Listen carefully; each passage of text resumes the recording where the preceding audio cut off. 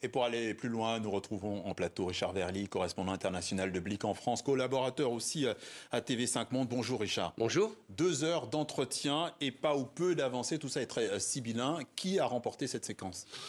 Écoutez, je crois que Donald Trump, quand même, in fine, il avance sur un chemin qui pour lui est très clair, c'est-à-dire apparaître comme un homme de paix au niveau international, mais aussi national aux États-Unis, et faire du business. Sur ces deux terrains, il trace son sillon, et cette conversation, au fond, elle a confirmé ça. D'ailleurs, c'est ce qu'il a dit.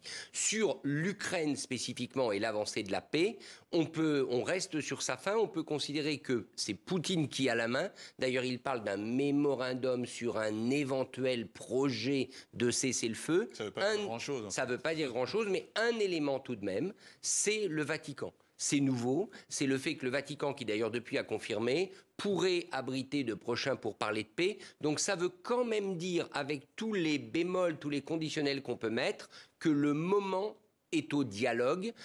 C'est déjà, je dirais, une toute petite brèche qui continue d'exister et il faut espérer que petit à petit, elle se matérialise. Et comment expliquer que Vladimir Poutine, qui est quand même celui qui a boudé la rencontre, le rendez-vous d'Istanbul la semaine dernière, a réussi à reprendre la main finalement ?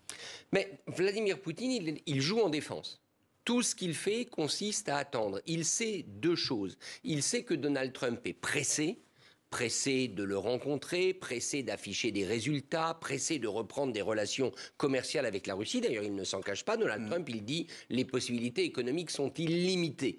Donc Poutine, il connaît l'intérêt du président américain.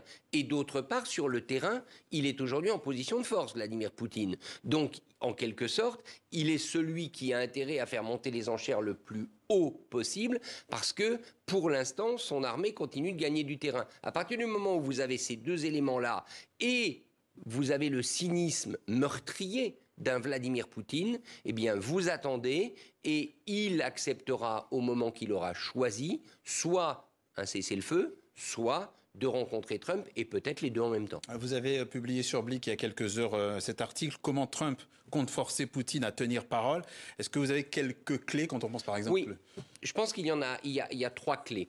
La première clé, elle vaut ce qu'elle vaut, mais Trump y croit, c'est la relation personnelle qu'il a avec Poutine. Alors, pour nous, ça paraît assez insensé. On connaît la capacité de mensonge de Vladimir Poutine, il l'a montré dans le passé, mais Trump pense que le président russe ne le trahira pas, lui, Donald Trump. Oui, ça, c'est à voir.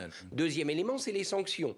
Il n'en a pas parlé, mais néanmoins, on sait qu'il y a au Congrès américain un projet de sanctions lourdes, notamment des sanctions secondaires, c'est-à-dire qui viseraient des entreprises qui permettent de contourner les sanctions internationales et notamment l'embargo sur les hydrocarbures. Ce projet, il est défendu par un sénateur républicain très proche de Trump, Lindsey Graham.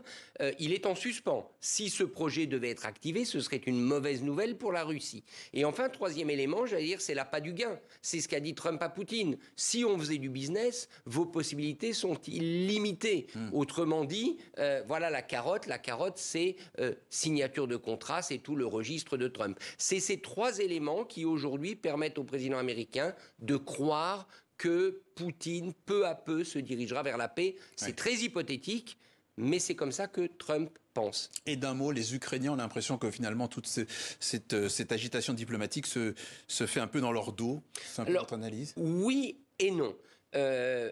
Elle se fait dans leur dos dans la mesure où Trump a toujours dit, et il tiendra parole, que pour lui, ce qui compte, c'est la relation directe avec Poutine et avec la Russie. Donc il ne faut pas espérer, ni du côté ukrainien, ni du côté européen, d'être à la table le jour J. Trump gardera ça pour lui. En revanche, l'élément qui a quand même beaucoup changé, c'est que maintenant, il consulte et il informe régulièrement les Ukrainiens d'une part et les Européens de l'autre. Vous aurez vu que dans son communiqué, il dit qu'il a parlé immédiatement après avec un certain nombre de dirigeants européens, dont Emmanuel Macron et l'Italienne Meloni, entre autres. Voilà, ça c'est la nouvelle configuration. Au fond, on a un Trump qui se garde le meilleur, c'est-à-dire l'annonce de la paix éventuelle, les discussions avec Poutine, mais qui maintenant élargit et permet aux Européens et aux Ukrainiens de dire ce qu'ils en pensent. Ça c'est quand même nouveau. J'ajoute un élément intéressant du côté européen, c'est l'implication du Vatican, mais aussi celle de Meloni, la première ministre italienne, qui maintenant est en pole position. Or, on sait elle a l'oreille de Trump, puisqu'elle est sans doute la dirigeante européenne avec Viktor Orban, mais c'est un peu différent, la plus proche de Donald Trump. Précision de Richard Verly, correspondant international de Blick en France. Merci à vous.